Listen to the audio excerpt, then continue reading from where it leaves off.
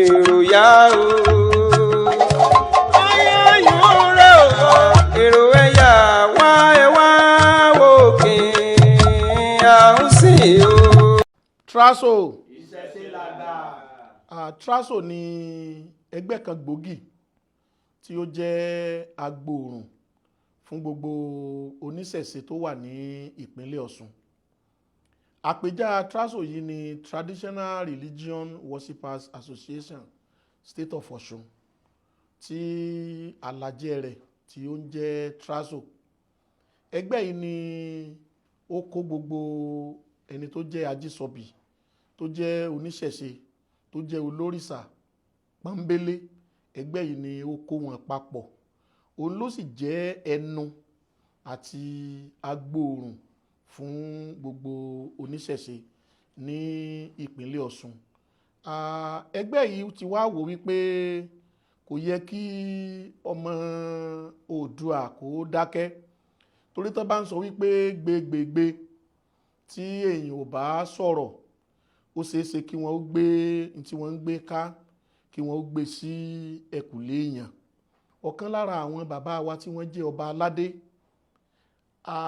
awuyewuye ti ń lọ lórí afẹ́fẹ́ púpọ̀, tó wá dàbí ẹni wípé a gbọ́dọ̀ káwọ́ gbéra. Bàbá wa Olúwo tilẹ̀ wò, oríṣiríṣi nǹkan ni wọ́n ti ń sọ, oríṣiríṣi ẹrù tí kìí ṣe ti ẹlẹ́sìn ìbílẹ̀, tí kìí ṣe ti oníṣẹ̀ṣe, òun ni wọ́n ti ń dì lé wa lórí. Àgbàrá òjò wa ni ọ̀rọ̀ wọn o, tí kò ní sọ wípé òun ò nílé wó. Onílé ẹlẹ́sìn ìbílẹ̀ ẹni kò ní gbà fún. Ó ṣeéṣe kí gbogbo ẹ̀yin tí ẹ̀ ń gbọ́ mi, kí ẹ̀yin náà ti rí oríṣiríṣi tí wọ́n ń sọ. Oníṣẹ̀ṣe ń ṣe báyìí, kò sí tí jẹ́ òrìṣà, kò sí tí jẹ́ ìṣẹ̀ṣe, kò sí tí jẹ́ àṣà. Oníṣẹ̀ṣe ní ń gérí, oníṣẹ̀ṣe ní ń gápá, ó tiẹ̀ ti pọ̀ jù. Tá a bá dákẹ́, yóò dàbí ẹni pé àbí bó ti ṣe rí ìní bàbá ń sọ. Awuyewuye yìí kò ṣẹ̀ṣẹ̀ bẹ̀rẹ̀, láti bí ọdún 3, 4 tàbí jù bẹ́ẹ̀ lọ, òun ni wọ́n ti ń ṣe bẹ́ẹ̀. Ṣùgbọ́n tẹnujọ́ mẹ́ta yìí, gulegule wọn ó tiẹ̀ ti wá pọ̀ jù. Ló jẹ́ kí àjọ oníṣẹ̀ṣe ẹlẹ́sìn ìbílẹ̀ ní ìpínlẹ̀ Ọ̀ṣun, ló jẹ́ ká wá wò wípé ó yẹ kí àwa náà jáde, bí ó tiẹ̀ pọ̀, ká sọ gbólóhùn kan tàbí méjì lórí àwọn nǹkan tí wọ́n sọ. Ẹ jẹ́ kí n mú àwòrán fọ́nrán kan eléyìí tó jẹ́ pé wọ́n lọ ṣe ní ilé ìjọsìn kan ní ìlú Ìwó. Ẹ jẹ́ ká fi ṣe àpẹẹrẹ. Ipò yìí, this position, kò ní nǹkan kan ṣe pẹ̀lú òrìṣà. Has nothing to do with idol. Kò ní ipò ọba. The position of the king. Ọlọ́run lọ́ba. God is the king. Ipò ọba kò gbọ́dọ̀ sí òrìṣà. In the position of a king, there must no idol. Ṣé olórìṣà ẹlẹ́sìn ìbílẹ̀, ṣé wọ́n wá sọ pé ọba míì wà lẹ́yìn Ọlọ́run ni? Kò sí ọba míì lẹ́yìn Ọlọ́run. Nínú ẹsẹ̀ Ifá EGBE, Ifá náà fi yé wa bẹ́ẹ̀ nígbà tó sọ wípé bàbá gbẹ́rù bí ọyẹ́, kùrukùru ló bòkè mọ́lẹ̀, díbá fún ọba àjà láyé, abù fún ọba àjà lọ́run. Ifá ní wọ́n ní kí ẹ jẹ́ á yin Ifá, Ifá ní ẹ jẹ́ á yin Ọlọ́run, nítorí ọba bí Ọlọ́run kò sí láyé. EGBE ló sọ fún abáhùn. Tá a bá tún wo ẹsẹ̀ Ifá míì tó sọ̀rọ̀, ó sọ oríṣiríṣi ọ̀rọ̀ nípa ipò tí Ifá àti ẹlẹ́sìn ìbílẹ̀ tí wọ́n gbé Ọlọ́run Olódùmarè rí, tí wọ́n gbé sí. Ẹ jẹ́ ká tún wo ohun tí Ifá sọ nínú ẹsẹ̀ Ifá kan láti inú odù Ifá Ògúndábèdé. Ó ní bí wọ́n bá dá Ògúndáboró gbé lẹ̀, ọmọ awo afẹ́jẹ, ọmọ awo afẹ́mu, ọmọ awo afìdí ọ̀rìnrìn balẹ̀, dífá fún Olódùmarè àsìnra bàtàkálẹ̀ ayé. Kò sí ní tọ́lọ́run ò lè ṣe, tó bá sòjò asọ̀dá, amúkan òtútù, àsìkan àdàbí ọyẹ́, kò sí ní tọ́lọ́run ò lè ṣe. Ibi ẹsẹ̀ Ifá ló sọ fún abáhùn. Ẹlẹ́sìn ìbílẹ̀ ó ṣe wá tàpá sí Olódùmarè. Tá a bá tiẹ̀ wá ní ẹ̀yin ò mọ ẹsẹ̀ Ifá, ẹ̀yin ò gbọ́ ẹsẹ̀ Ifá, à ń pọ̀fọ̀ ni, à ń kéwì ni, ẹ jẹ́ ká tún wo òwe Yorùbá. Ẹ wo iye òwe Yorùbá tó dàbí ẹni wípé ó jẹ́ kí a mọ ipò tí wọ́n tò Ọlọ́run Olódùmarè sí.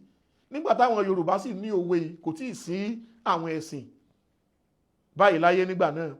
Ẹ jẹ́ ká wo àtidádé Olódùmarè àtidádé kìnìún kò sẹ̀yìn Olódùmarè, òwe Yorùbá ni. Màálù tí kò nírù Ọlọ́run ní bá a lé sísin. Ibi Yorùbá ló ní káti ẹ̀pẹ́ yìí ò gbọ́fá.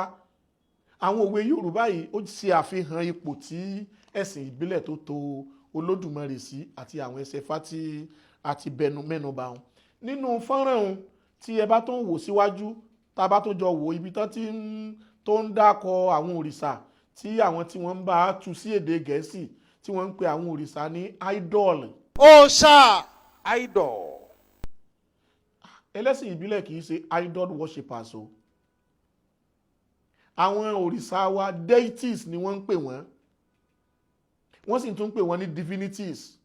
Àwọn tí wọ́n ṣe àgbékalẹ̀ pàápàá jùlọ ìwé Bíbélì tí ó jẹ́ ti àwọn ọmọlẹ́yìn Kristẹni, ìgbà tí wọ́n ó tú sí èdè Yorùbá, ibẹ̀ ni wọ́n ti ṣe àwọn àṣìṣe kọ̀ọ̀kan tí wọ́n ń fi lẹ́tà G kékeré tí wọ́n fi ń kọ àwọn òrìṣà pé God làwọn náà.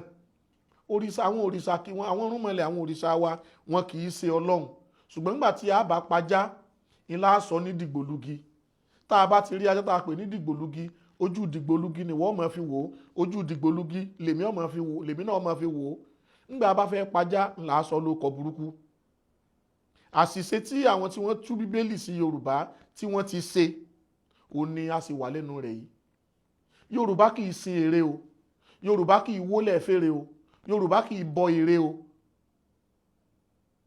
Òrìṣà ni Yorùbá ń sìn. Lóòótọ́ ni ọ̀kọ̀ọ̀kan àwọn òrìṣà yìí ìní wọ́n ní nǹkan tá a lè pè ní àpèbọ tàbí àwòbọ. Tá a bá wá ní kí àwò dáadáa, tí a bá wo ti ọmọlẹ́yìn Kristi, ẹ má bínú pé mo fi ń ṣàpẹẹrẹ o. Wọ́n ní nǹkan tá a pè ní àgbélébù.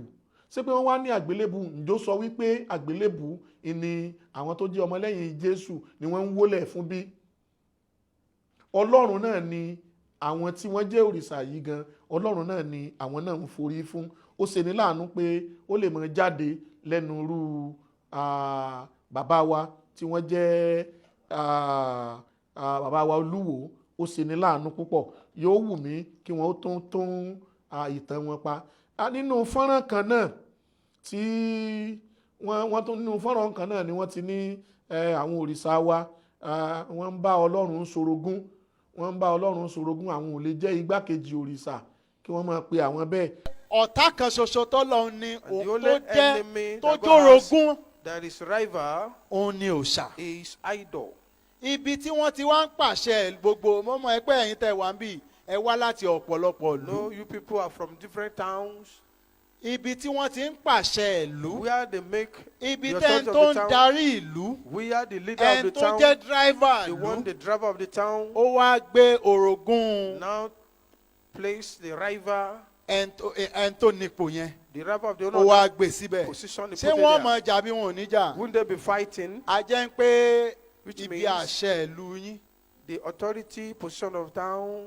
wàhálà wà bẹ́ẹ̀. There is trouble there. Àwọn òrìṣà wa kì í ṣe orogún Ọlọ́run o. Bẹ́ẹ̀ ni wọn kì í ṣe ọ̀tá Ọlọ́run pẹ̀lú.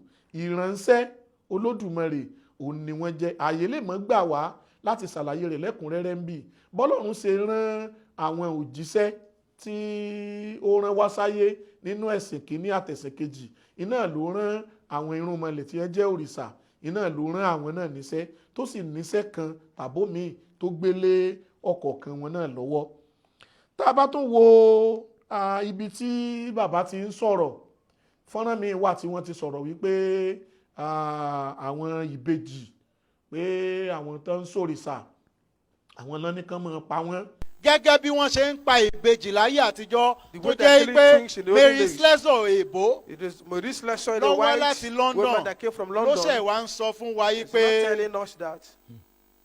ẹ má pàbejì mọ́ o. Don't kill twins Ẹ̀yin again. tẹ́ wà ẹ jẹ́ bejì léni wọn ọba Those sì of máa you that are pàbejì twins, léni. they will still be That's killing twins today. Èbó lọ wá It is láti a white láti man UK that came from UK lọ wá sọ kò tí ì told 100 us. years Less than 100 years. tẹ́ ẹ̀ pàbejì mọ́. That Gbogbo etí tó ń gbọ́ mi, ẹ̀yin náà mọ̀ wípé gbogbo wa la ka kínní nínú ìwé o. Ṣùgbọ́n kì í ṣẹlẹ̀ Yorùbá ìní kínní gan ti ṣẹlẹ̀. màmá kan tí wọ́n pè ní Mary Slessor, àwọn ni wọ́n rìnrìn àjò wá sí àdúgbò ilẹ̀ Yíbò. Àdúgbò ilẹ̀ Yíbò ibẹ̀ ni àwọn ìṣẹ̀lẹ̀ yìí tí ń ṣẹlẹ̀ kì í ṣe ilẹ̀ Yorùbá o. Tẹ́ ẹ bá wo ìbejì ní ilẹ̀ Yorùbá, òrìṣà ni Yorùbá tó ni wọ́n ka àwọn ìbejì kún. Tán tó máa ń bọ wọ́n, tán ní ọdún tán máa ń ṣe fún wọn gan. Òrìṣà ìbejì wà. Ayé òrìṣà ni wọ́n tò àwọn ìbejì sí. Kò sí ibi tí nílẹ̀ Yorùbá bóyá ní ìsìn àti ní jọ̀ǹgan, kò sí ibi tí wọ́n ti sọ wípé wọ́n kàn máa pa àwọn ìbejì. Yóò wù mí kí bàbá wa Olúwo kí wọ́n lọ rí tún ìtàn ká o. Ohun tí wọ́n sọ ohun kò rí bẹ́ẹ̀. Wọ́n tún fi ẹ̀sùn ìpànìyàn, wọ́n fi kan ẹlẹ́sìn ìbílẹ̀, wọ́n fi kan oníṣẹ̀ṣe nínú ọ̀kan lára àwọn fọ́nrán tí à ń sọ yìí. Ìdí òòṣà yẹn ni wọ́n ti ń pa àwọn ọmọ wa ojoojúmọ́ là ń rí tó ń pa àwọn ọmọ nítorí òòṣà, tó ń gé ọwọ́. Àwọn náà fi ní àwọn babaláwo tó ń pààyàn káàkiri, wọ́n fi ń ṣògùn owó káàkiri. Àwọn náà ni àwọn lè máa gbọ́n pé wọ́n ń ṣe ògùn owó, àwọn babaláwo olóòṣà. If I become the president of this country one day, I will ban what is called sorcery. I ban sorcery, I ban witchcraft. You cannot practice it because it's backward. Kì í ṣe babaláwo, kì í ṣe ọlọ́ṣun, kì í ṣe olórìṣà ńlá tàbí oníṣàngó ni ó lọ́wọ́ nínú ìpànìyàn o. Babaláwo kì í pànìyàn ṣẹbọ. Babaláwo kò yí lọ́wọ́ nínú ìpànìyàn. Tí àwa náà ó bá sì jẹ́rìí sí ọ̀rọ̀ yìí, ọ̀pọ̀lọpọ̀ àwọn èèyàn tí wọ́n ti mú, tí ìwé ìròyìn ń gbé tàbí tí gbogbo wa jọ ń wò lórí ayélujára, a rí pé ọ̀pọ̀ ìgbà míì tí wọ́n bá kọ pé babaláwo kan ó gbórí ènìyàn, bí wọ́n ó ṣe kọ́ ní àkọlé gbàgàdànù. Ṣùgbọ́n nígbà tẹ́ bá bẹ̀rẹ̀, tẹ́ bá mú ìwé ìròyìn yìí tàbí ẹ bá mú ìròyìn tẹ́ ń bá ń kà á lọ, bóyá nínú ìwé ìròyìn tàbí ní orí ayélujára, ẹ rí wípé nígbà tẹ́ bá gbọ́ orúkọ rẹ̀, ẹ ní gbọ́ Fátọ́lá, ẹ ní gbọ́ Fágbèmí, ẹ ní gbọ́ ifá kan, ifá ṣe kinní kan mbẹ̀. Orúkọ tẹ́ tó gbọ́, àwa náà ti mọ orúkọ tá a máa ń bá lábẹ́ irú nǹkan báyìí. Ṣùgbọ́n ṣe ní láàánú wípé ẹrù ọ̀ràn yìí ẹ̀kúlé wa ni bàbá wa Olúwo ń sọ sí. Ó ṣe ní láàánú púpọ̀. Èmi ò wá gba bàbá níyànjú, tí wọn ò bá gbà, tí wọn ò bá ní pè wá ní ọmọ kékeré. Èèyàn kì í gbìjà Ọlọ́run o, Ọlọ́run ní gbìjà ara rẹ̀ o. Gbogbo eléyìí tẹ́ ń ṣe yìí, ẹ̀ ń gbìjà Ọlọ́run ni. A sì mọ tó wà nílẹ̀ rẹ̀, tọ́ra àmọ́ ibi tí ẹ̀yin náà ti ń gbowó tẹ́ ń fi ṣe gbogbo nǹkan tẹ́ ń ṣe yìí. Àwa náà ti ṣèwádìí wa, àmọ́ ńgbà tó bá yá, àṣírí yín yóò tú. Yóò kàn wù wá kẹ́ ẹ mọ̀ balẹ̀ Yorùbá jẹ́. Ọba ba lórí ohun gbogbo lóòótọ́, kì í ṣe rọ́ o. Ṣùgbọ́n èyí ti ní kíkú sọba. Bóyá kẹ́ ẹ wá gbà wá láyè, tẹ́nì kọ̀ọ̀kan wa náà mọ̀ lárúkọ mọ́ yín lórí. Ẹ kú kalẹ̀. Thanks for watching. Drop a like, leave a comment, and don't forget to subscribe at Bosese Fayale TV.